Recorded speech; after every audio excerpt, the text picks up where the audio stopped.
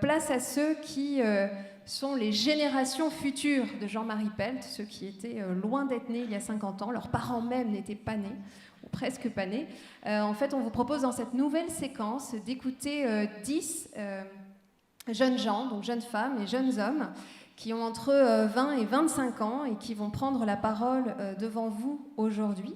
Elles ont répondu présent à une invitation de l'Institut européen d'écologie de venir partager leur vision du monde actuel et futur, leurs préoccupations, venir apporter des propositions concrètes aussi pour qu'on puisse, pour qu'eux se mobilisent et qu'on se mobilise à leur côté, et puis montrer leurs engagements personnels, estudiantins et professionnels. Alors avant que le premier monte sur scène, je voudrais d'abord les féliciter d'avoir osé se lancer. Je voudrais qu'on les applaudisse pour les encourager.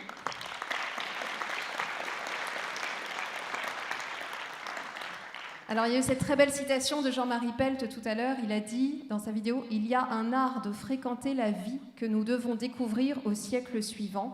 Alors Pablo... Voilà, et si vous voulez bien monter sur scène, vous allez être le premier intervenant des 10 personnes qui vont nous montrer comment vous fréquentez la vie aujourd'hui. Voilà, on vous écoute. Merci.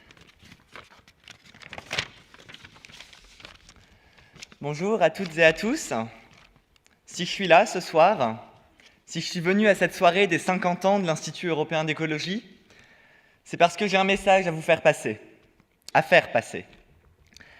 Un message aux adultes, aux décideurs, aux décideuses, à celles et ceux qui auraient pu ou pourraient changer les choses.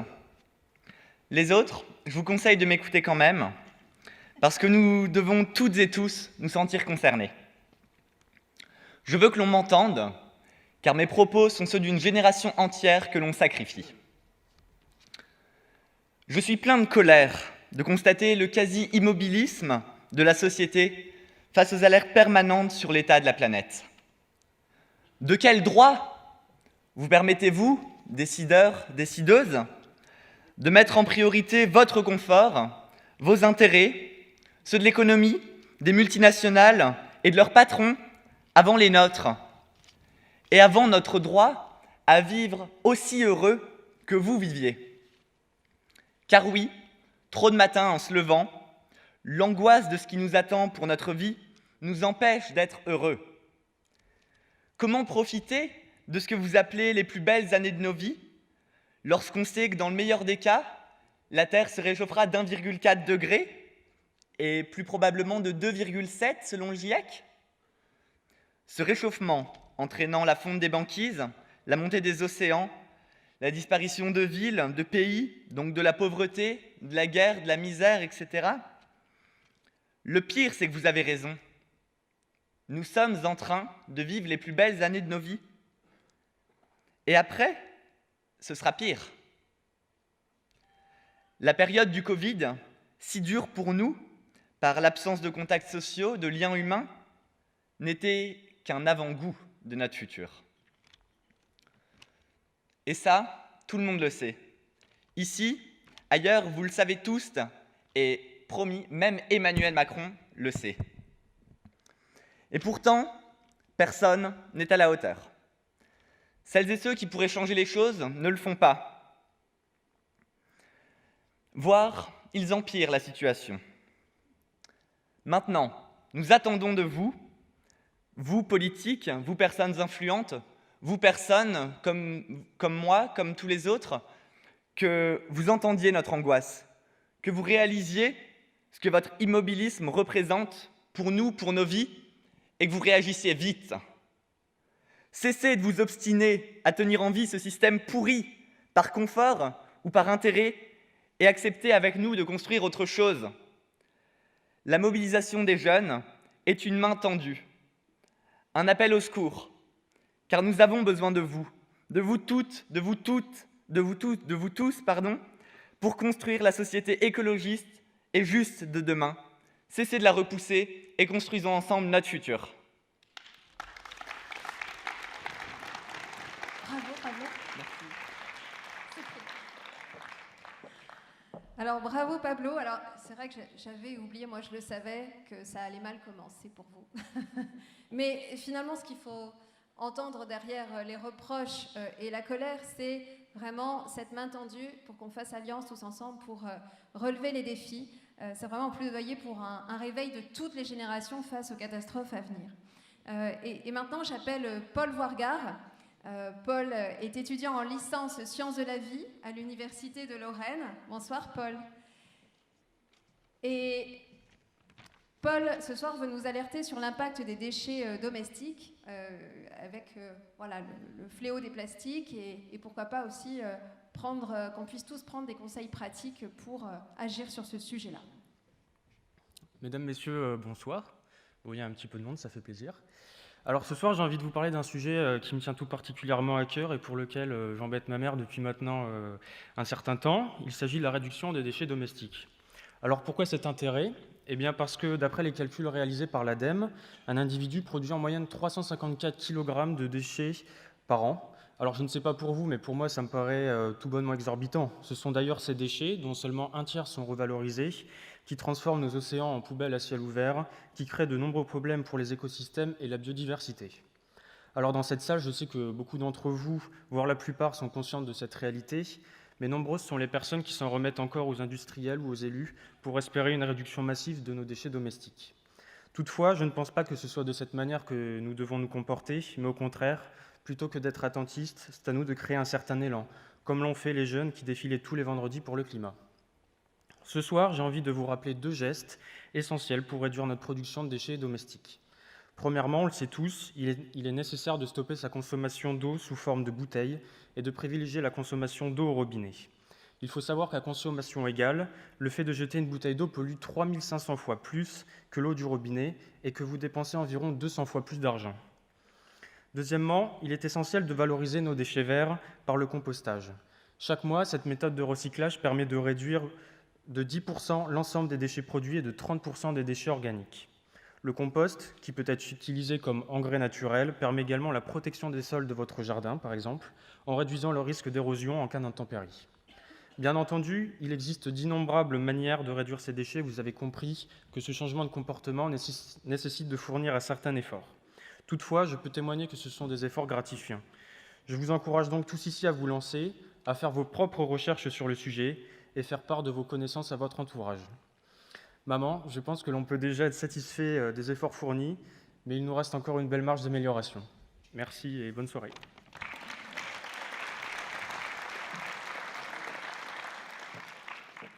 Merci beaucoup. Et oui, les jeunes devront montrer tout leur talent de persuasion pour convaincre les générations précédentes de faire leur transition écologique. Mais je pense qu'avec ces conseils très concrets, on va faire un bon pas. Et maintenant, j'appelle Marianne Romain, à me rejoindre sur scène. Donc, Marianne est diplômée du master Génie de l'environnement de l'Université de Lorraine et travaille actuellement au CPN Coquelicot. Marianne, vous allez nous dresser un état des lieux de la biodiversité mondiale et puis partager vos pistes d'espoir pour contrer la 6e extinction, quelques semaines après le congrès mondial de l'UICN. On vous écoute.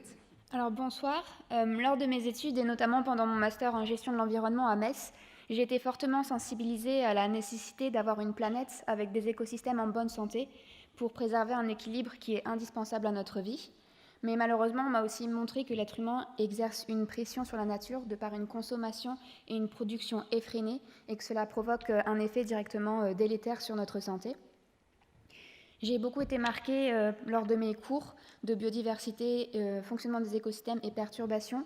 Et j'ai appris qu'en 50 ans, la population mondiale d'humains a doublé, alors que les populations de mammifères, d'oiseaux, d'amphibiens, de reptiles et de poissons, elles, ont diminué de 68%. Et c'est un taux qui varie selon les zones géographiques, avec un effondrement des plus dramatiques qui se déroule de nos jours en Amérique du Sud, où on estime que 94% des animaux ont disparu.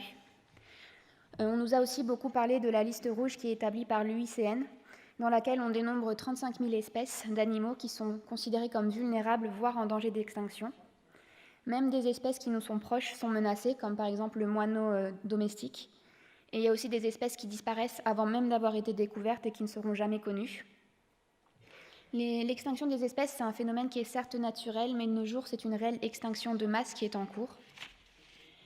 Durant mon parcours, on a aussi étudié les applications, les outils pour la gestion et la conservation. On a tenté d'analyser les différentes menaces, la surexploitation, la pollution, l'urbanisation, la destruction des habitats naturels pour mettre en place des terres agricoles et forestières. Et en analysant ces menaces, on a tenté de trouver des solutions. Donc tout ça, c'est la partie théorie de mon parcours, et récemment, je suis passée dans la partie pratique en réalisant un service civique au sein de l'association CPN Les Coquelicots. Pour cette association, dont l'acronyme signifie « Comprendre et protéger la nature », la protection de l'environnement passe par la sensibilisation et l'éducation du public sur la nature qui nous entoure. On y propose des activités telles que de la médiation animale et la découverte et le respect des espèces qui nous entourent. Et c'est ce genre d'action que j'aimerais mener dans mon futur métier. Bravo Marianne. Donc voilà, effectivement, une manière forte de s'engager, et on est nombreux certainement à l'avoir fait dans nos vies, c'est aussi de placer l'écologie au cœur de notre orientation estudiantine et professionnelle. Et Marianne, tu étais une très belle illustration de ce parcours. Souhaitons aussi on va vous souhaiter une belle expérience au sein du CPN Les Coquelicots, qui est une association que nous connaissons et affectionnons particulièrement à Metz. J'appelle maintenant Erol Mouniala. Erol, vous êtes doctorant à l'Université de Lorraine, au laboratoire d'études et de recherche sur le matériau bois. Alors bonsoir. Voilà. Osez venir jusqu'à nous. Et Erol, vous allez nous parler de faire bon usage de la biodiversité dans une courte mais passionnante leçon sur les qualités du bois en fin de vie, parce qu'ils ont, et on ne le sait peut-être pas assez, d'incroyables propriétés chimiques qu'on n'exploite pas. Effectivement. Alors, je vais vous entretenir très brièvement sur les qualités environnementales du bois. Et ce que je vais dire est très simple. On va partir d'un constat assez simple. On va se limiter à cette pièce et on va remarquer que dans cette pièce, la plupart des meubles sont faits majoritairement de bois. Et pour aller un peu plus loin dans nos foyers respectifs, on a tous au moins un meuble fait de bois.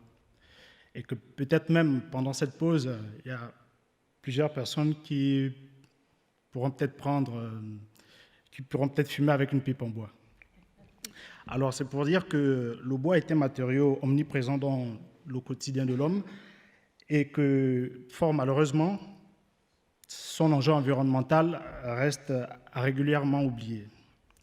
Alors, est-ce que vous savez que le bois possède des propriétés technologiques aussi remarquables que la plupart des ressources fossiles? Oui. Disons que le bois est un matériau renouvelable, une matière première importante pour la bioraffinerie et les matériaux. Donc, par rapport au concept de bioéconomie et d'économie circulaire, le bois apparaît donc comme l'alternative la plus prometteuse du fait que les impacts environnementaux issus des matériaux qui en sont produits sont régulièrement bien plus faibles que ceux issus des matériaux produits à partir des ressources fossiles. Alors, l'observation systématique de la chaîne de valeur du bois montre une production assez importante d'un grand volume de déchets de bois, qui sont souvent issus de l'industrie du bois, de la démolition ou du moins de l'ameublement. Alors, à l'issue de ce constat, de nombreux chercheurs, de nombreux scientifiques dans le domaine se sont demandé quels moyens simples et efficaces utiliser donc pour essayer de recycler et de réutiliser ces déchets qui sont produits en longueur de journée dans la société. Alors, pour répondre donc à cette inquiétude, deux principales opportunités se sont offertes à nous. La première est donc d'extraire de manière simple et simplifiée, en utilisant les procédés verts, des molécules d'intérêt. Donc, comme molécules d'intérêt, nous pouvons citer par exemple la cellulose, la lignine, les polyphénols et les hémicelluloses. Donc, ces molécules vont servir, par exemple, dans le domaine de l'énergie pour la fabrication des biocarburants de deuxième génération. Ces molécules pourront aussi servir dans le domaine pharmaceutique et alimentaire avec la production donc, des adhésifs et des additifs. Alors, la deuxième opportunité qui s'offre à nous, c'est la valorisation matière. Donc, j'entends par valorisation matière la formulation, par exemple, des panneaux de particules ou des composites qui pourront donc nous servir dans la construction, dans l'automobile et dans bien d'autres domaines. Donc, ces utilisations du bois nous permettront donc de pallier au problème de la non-gestion des déchets qui constituent actuellement un très grand fléau pour l'homme et son environnement. Alors, donc, de façon concise, nous pouvons donc comprendre que les déchets produits à base de bois au quotidien peuvent nous servir pour la production des molécules d'intérêt dans bien de domaines, notamment dans la construction et dans la pharmacie, l'alimentaire et le textile. Donc, je vous invite à prêter fortement attention aux déchets que nous utilisons et de faire une bonne vulgarisation de telle sorte que tout le monde puisse s'en saisir de l'enjeu que portent ces déchets qui nous encombrent quelque part. Je vous remercie. Merci beaucoup.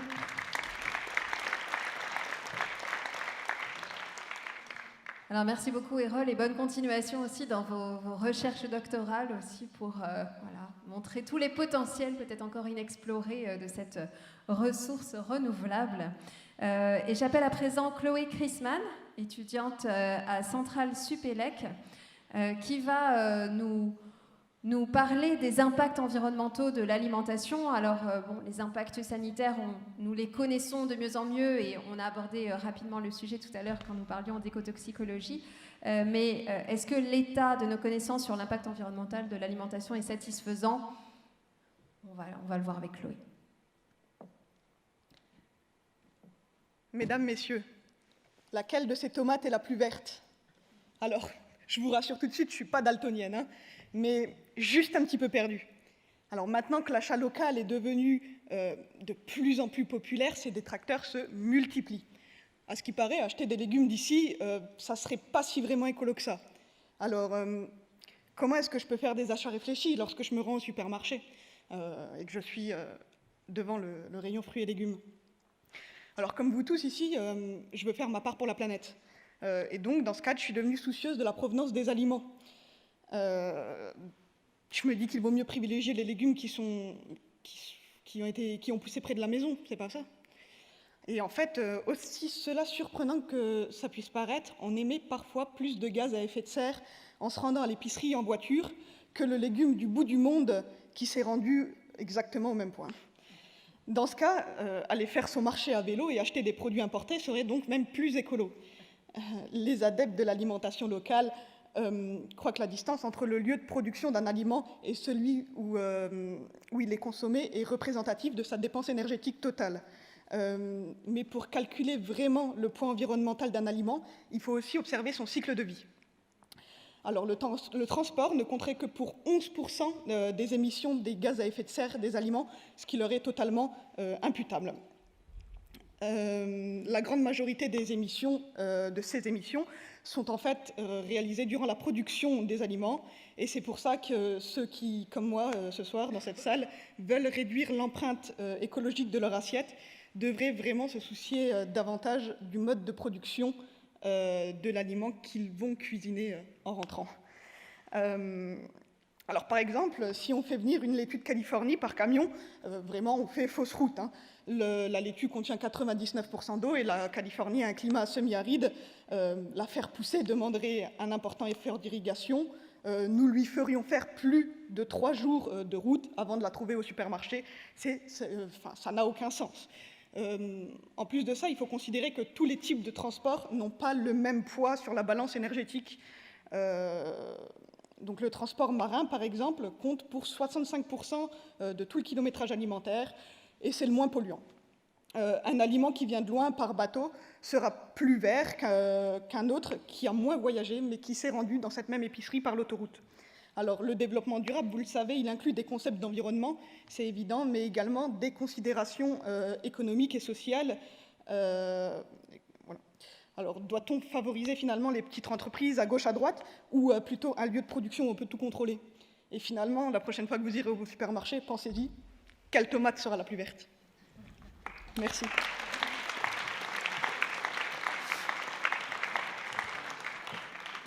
Alors, merci Chloé. En plus, votre sujet parlait justement des mobilités. Alors, mobilité de marchandises. Et c'est encore une question que, j'avoue, moi, je ne me posais pas encore suffisamment en choisissant mes tomates. Je pense qu'on est un peu tous comme ça dans la salle. Voilà, donc on pensera à Chloé maintenant, un peu plus au supermarché, et surtout à l'impact environnemental, effectivement, de nos produits. J'appelle maintenant Mathieu Wiederkehr. Nous allons continuer à parler de mobilité. Voilà, après l'alimentation, c'est une autre réflexion que nous devons mener dans notre quotidien, c'est comment nous nous déplaçons, comment on peut se passer de la voiture. Mathieu, est-ce que vous avez des pistes de réponse? Oui, alors bonsoir à tous. Donc oui, je vais vous parler maintenant de la mobilité, en particulier la mobilité individuelle qui rythme nos vies quotidiennes et qui passe encore trop souvent par l'utilisation de la voiture, qui est une très forte émettrice de CO2. Au-delà donc du réchauffement climatique auquel elle contribue, il y a un vrai enjeu de santé publique, puisque la pollution due à la voiture, c'est 100 000 décès par an, soit environ 380 décès par jour, c'est-à-dire plus que pendant les plus hauts pics épidémiques du Covid-19. C'est donc une conséquence directe, la pollution de l'air tue, et tue beaucoup au quotidien. Voilà pourquoi il serait un devoir de nos dirigeants de protéger sa population en amenant vers des solutions et vers une forte réduction de l'utilisation de la voiture. Nous dépendons presque tous de la voiture, c'est une réalité, ou plutôt c'est ce que l'on croit, puisqu'en réalité il existe de nombreuses alternatives qui existent, mais malheureusement qui ne sont pas toujours accessibles à tous. Il va bien pourtant falloir limiter nos émissions de gaz à effet de serre pour atteindre les accords de Paris, et à ce rythme-là, nous ne les atteindrons jamais.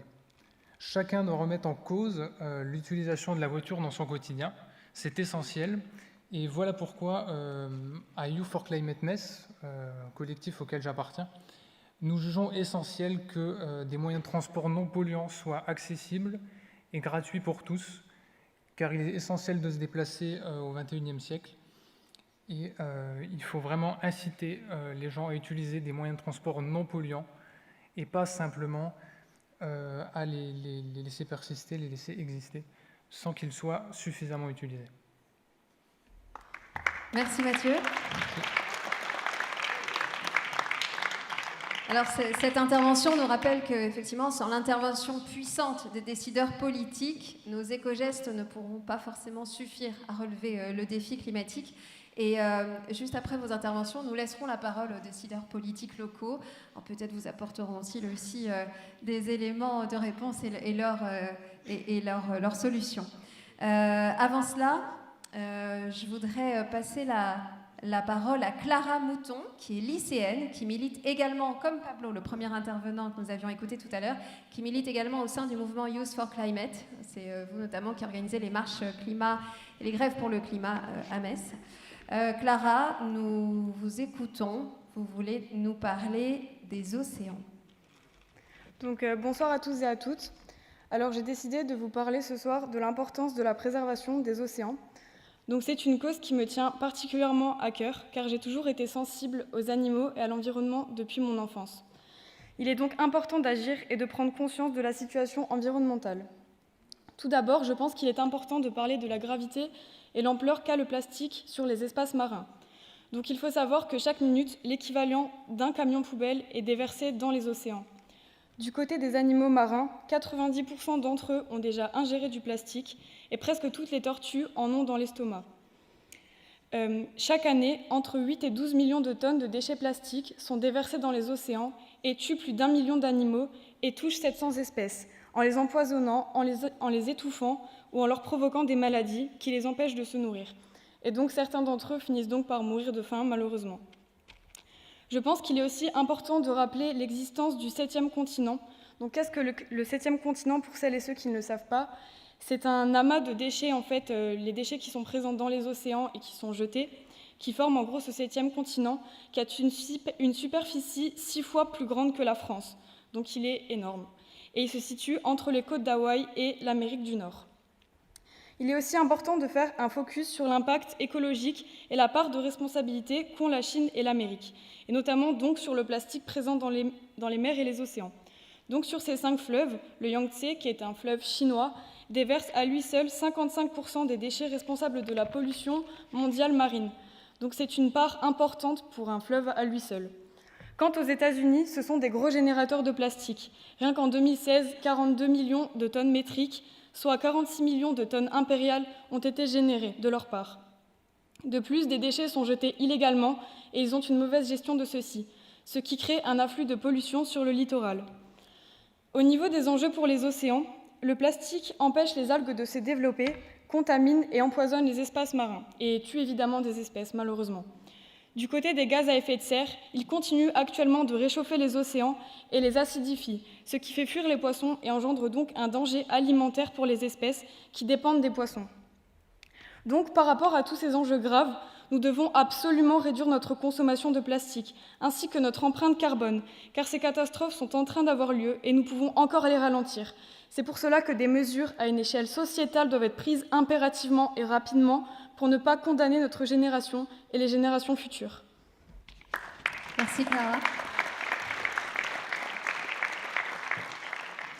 Alors oui, l'océan Atlantique est à 4 heures de route d'ici à peu près, mais c'est vrai que sa préservation, la préservation de la faune qui est dedans nous concerne directement et ça commence aussi par nos assiettes. Alors on va aussi y penser et je voudrais vraiment saluer le grand accent de conviction que vous avez tous dans la voix et qui, moi, me touche particulièrement ce soir.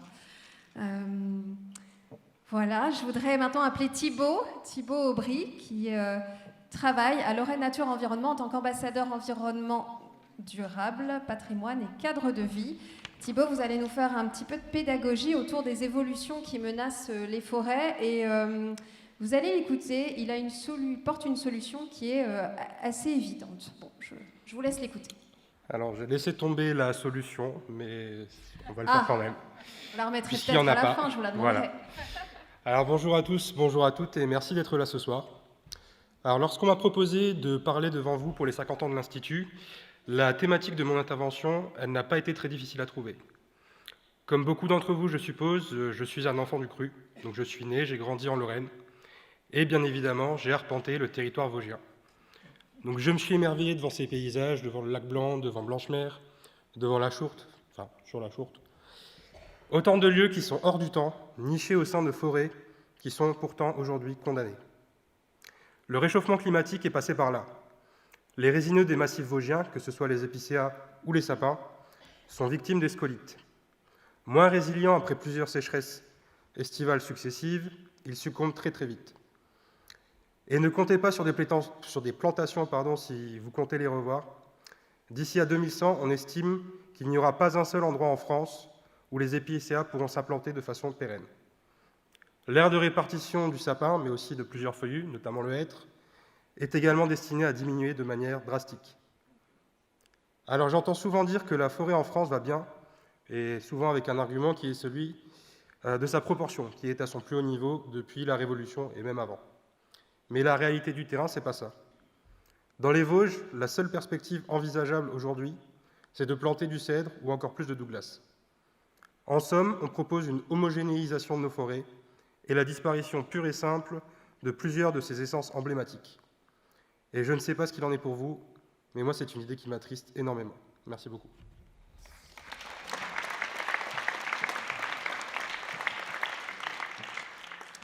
Alors effectivement, parler d'écologie, c'est finalement en parler comme vous venez de le faire, c'est reconnaître aussi nos émotions, reconnaître que la disparition de la nature, l'avenir qu'on nous propose, l'avenir qu'on va pouvoir offrir à nos enfants peut générer beaucoup d'angoisse.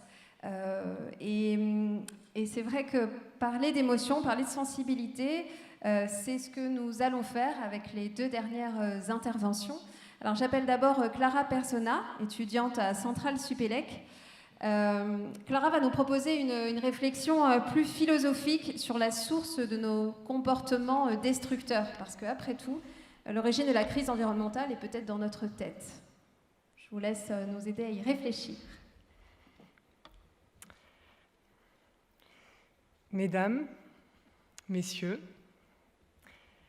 comment est-il possible, d'après vous, que nous, êtres humains, courions aujourd'hui à notre propre perte?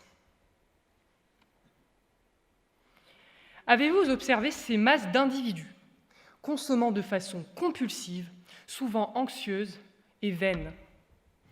Nourriture, vêtements, réseaux sociaux, technologies en tout genre. Soyons honnêtes, ces individus, ce sont vous et moi. On n'est pas fiers de le dire, mais c'est vrai. Et si notre planète se trouve aujourd'hui détruite, c'est car des milliards de vous et de moi continuent à vivre ainsi. Là réside l'illusion fondamentale, car le besoin de sens ne se comble pas, malgré tout ce qu'on essaye de nous faire croire, avec des acquisitions matérielles. Comment s'y prendre alors pour trouver du sens? Hélas, je ne peux guère vous donner la réponse. Je ne vous vendrai pas non plus une formation de coaching pour vous expliquer comment faire. Et c'est là que réside aussi la difficulté. Car chacun doit à présent prendre conscience de sa responsabilité individuelle, afin de faire de sa vie une œuvre, plutôt qu'un outil, un simple outil, au service de la méga-machine mondiale qui détruit depuis des décennies notre terre, mère et nourricière. Cette terre qui nous enseigne la patience lorsqu'elle nous offre ses fruits au gré des saisons. Cette même terre qui nous enseigne l'humilité lorsque nous contemplons ces majestueuses et ancestrales montagnes. Cette terre qui nous rappelle de vivre pleinement car elle accueille chaque jour la mort. Cessons d'être passifs. Regardons-nous dans les miroirs que nous avons pourtant su créer de nos mains, afin de comprendre qu'à présent, les solutions doivent provenir d'un bouleversement de nos consciences. Pour cela, cessons d'abord de hisser des tabous autour de nos émotions. Osons éduquer nos enfants sur ces questions. Osons aussi ralentir afin d'arrêter de regarder nos vies passer sous nos yeux pour des choses futiles. Enfin, écoutons l'héritage que les passionnés de sagesse nous ont laissé à travers les siècles, afin de peut-être sortir grandis de cette crise mondiale qui nous attend. Et je terminerai en citant notre défunt Nikola Tesla. J'ai été contraint à concentrer mon attention sur moi-même. C'était une bénédiction déguisée qui m'a appris à apprécier la valeur inestimable de l'introspection dans la préservation de la vie. Merci pour votre écoute.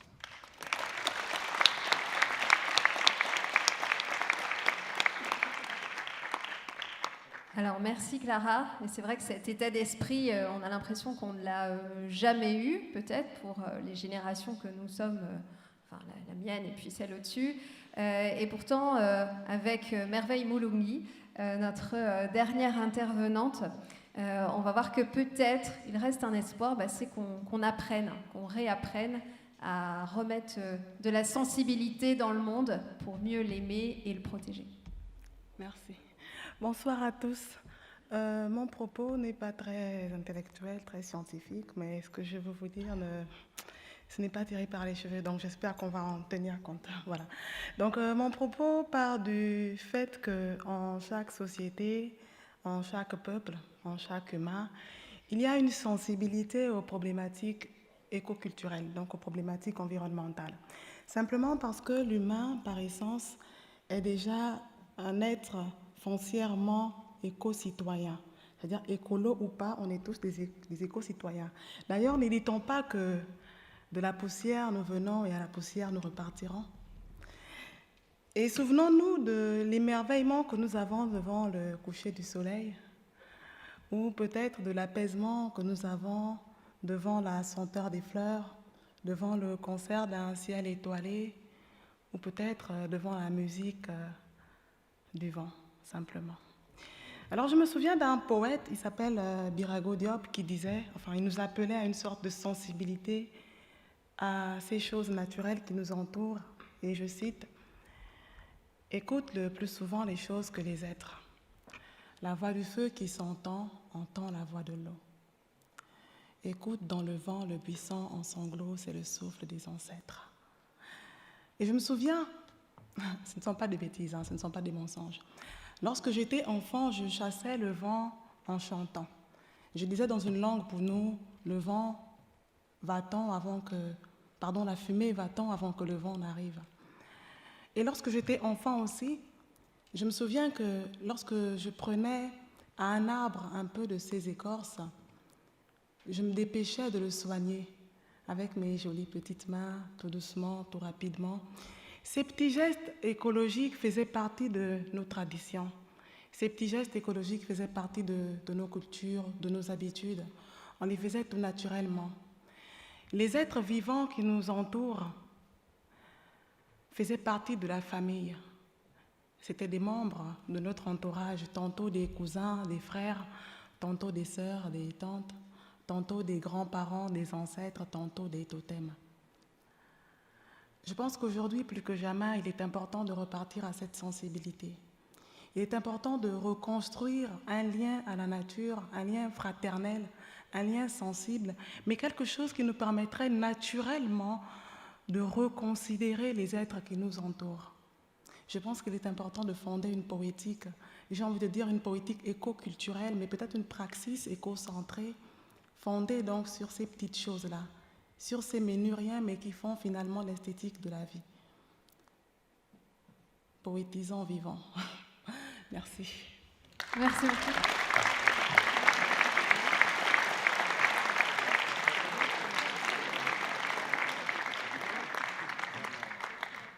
Mais oui, il fallait se rappeler, après tout, pourquoi il faut se battre aujourd'hui et pourquoi il y a 50 ans, Jean-Marie Pelt et les autres côtoyaient de près aussi cette petite beauté discrète, cachée au ras du sol, voilà, et à créer cette volonté, mais aussi cette capacité à monter en compétence par la formation, par la transmission, par les rencontres, notre capacité à faire face à ces défis qui nous attendent.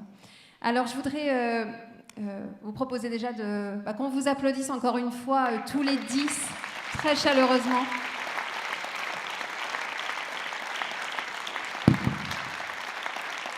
Vous l'avez fait. Et puis, est-ce que Sabine, François, je peux vous inviter à me rejoindre?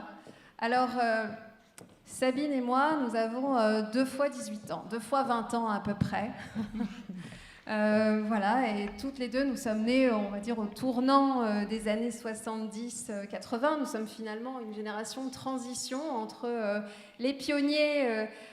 les pionniers, mais aussi ceux qu'on appelle aujourd'hui les boomers, pardon pour ce terme offensif, mais je sais que Marianne le revendique maintenant.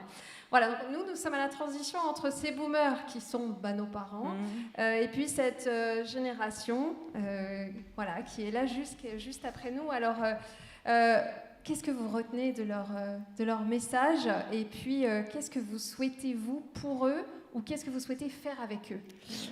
Alors, tout d'abord, je voudrais souligner le fait que vous avez fait beaucoup de propositions et qu'il faut savoir que beaucoup de vos propositions sont en gestation ou voire parfois bien avancées dans nombreux de nos travaux. Alors effectivement, je ne me suis pas présentée, je suis directrice de la transition écologique à la région. J'ai été pendant plus de 10 ans aussi directrice de l'ADEME, et j'ai pas mal œuvré, et je suis assez émue d'être là aujourd'hui parce que, en tant qu'élue locale, puisque Jean-Marie Pelt nous avait accompagnés sur la commune de Montigny-les-Metz pour lancer notre agenda 21. Et lorsqu'il fallait ameuter la population, il était toujours à nos côtés. Et donc vous dire que vos propositions trouvent des traductions aujourd'hui dans les politiques qui sont menées. Alors tout d'abord, mettre en avant ce que Pablo nous a dit sur la colère qu'il avait en lui Et je pense qu'on la partage. On a tous été confrontés à un moment donné, et moi j'ai pu renforcer la cellule de crise du Prestige. C'était dans les années, c'était vers 2003, et je peux vous dire que la colère, je l'ai connue quand on va au bord des plages et qu'on voit en fait toute la faune, la flore morte sur les plages. Je la partage, et le travail qu'il faut faire aujourd'hui, c'est transformer cette colère en action. Féliciter aussi Paul pour ses conseils. Je pense qu'il saura en fait nous donner des leviers de motivation, et lui dire aussi que sur ces conseils pratiques relatifs aux déchets, que ça soit à la fois dans la stratégie économie circulaire portée par la région, mais également la stratégie régionale biodiversité, on a pas mal d'actions en place, et voilà, et à disposition pour en discuter et venir co-construire avec nous. Marianne a beaucoup objectivé ses propos. Je pense qu'elle est en capacité de donner beaucoup de connaissances. On a besoin de connaître en fait les pressions, on a besoin de connaître précisément où sont ces pressions sur les territoires pour pouvoir partager des constats et mobiliser pour agir. On a un observatoire qui est en fonction. Et donc, on a besoin de l'alimenter. Donc, on a besoin de scientifiques pour pouvoir, à nos côtés, pour pouvoir le faire évoluer. Hérol Le Bois, effectivement, c'est une ressource indispensable. Donc, Thibault en a également parlé. Sachez en tout cas qu'on va porter des assises de la forêt très prochainement. Soyez à nos côtés. On a également, le président de région a missionné les élus et moi-même sur un plan massif des Vosges. Et effectivement, on aura besoin d'avoir des personnalités jeunes autour de nous pour construire nos feuilles de route. Chloé a parlé pas mal d'empreintes écologiques. On a besoin effectivement de travailler sur l'ACV, sur les politiques alimentaires. Donc là aussi, tout ce qui est plan d'approvisionnement de nos cantines. Donc, n'hésitez pas à revenir vers nous. Mathieu a mis aussi en avant la mobilité. Sachez qu'on a déjà beaucoup d'actions sur la mobilité pour faire évoluer, à la fois partir sur des mobilités douces, mais également transformer en fait nos flottes de véhicules sur l'ensemble de la région. Et là aussi, on aura besoin de vos idées parce qu'on va passer la vitesse supérieure à partir de la fin d'année. J'ai été très touchée par le discours de Clara sur le plastique, effectivement, les océans. Sachez qu'on a commencé à travailler avec la fondation Tara Océan, qui est venue nous voir, qui travaille effectivement sur les microplastiques et qui nous a sensibilisés au fait que nous, Région Grand Est, en tant que château d'eau, pour beaucoup de pays, nous avons en fait une mission fondamentale pour protéger nos océans et donc porter en fait des politiques de prévention des déchets, travailler aussi sur l'origine en fait des microplastiques que l'on retrouve dans le Rhin, que l'on retrouve également dans certains de nos fleuves. On y travaille et on a besoin de ces associations-là pour aller plus loin et pour mobiliser de la terre jusqu'à la mer. Voilà, et puis de beaux messages de Clara sur le fait de donner du sens à la vie, revenir aux fondamentaux, et effectivement. Et puis Merveille, merci pour ton message, très poétique. En tout cas, sachez que c'est une des premières directions à la région. Alors on a un gros travail où on veut innerver l'ensemble des politiques régionales sur le sujet environnement. Et la culture, c'est en fait la direction qui est venue nous voir en premier pour pouvoir justement porter à travers l'art, à travers les différentes activités autour de la culture, pour porter en fait ces messages et puis également s'appliquer au quotidien dans l'événementiel des actes de ce type-là. Donc on voit aussi qu'à travers leurs propos, qu'on n'est plus sur des sujets uniquement scientifiques. On a parlé d'écotoxicologie en démarrant cette séquence aujourd'hui. Et on voit bien que le sujet est pluridisciplinaire et on en fait notre cause, en fait, en tout cas, dans toutes les disciplines que l'on porte à la région. Et que nous avons intérêt à faire en sorte que les générations professionnelles s'allient aussi pour relever ces défis. On a tous finalement des prises de conscience à nos différentes échelles. En tout cas, qu'il y ait de la part de la jeunesse un élan et une radicalité aussi, ça peut nous pousser, nous décideurs ou personnes déjà bien installées dans notre vie professionnelle, voilà, à avancer. Donc, merci en tout cas, Sabine, d'avoir partagé ce que vous reteniez très concrètement de ces interventions. Avant de laisser la parole au... Merci encore.